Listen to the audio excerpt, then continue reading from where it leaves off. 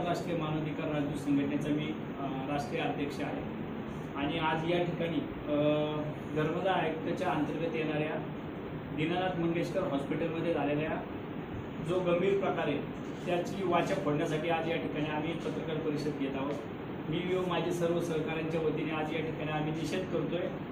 संबंधित जो संचालक मंडळ आहे डॉक्टरांवर गुन्हा दाखल न होता संबंधित संचालक मंडळावर गुन्हा दाखल व्हावं, संपूर्ण संचालक मंडळ बरखास्त करून त्या ठिकाणी महाराष्ट्र शासनाच्या अंतर्गत संबंधित संचालक मंडळ त्या ठिकाणी बसवण्यात यावं व गेल्या मागील 5 वर्षात झालेल्या सर्व प्रकाराचा ऑडिट रिपोर्ट समोर यावा।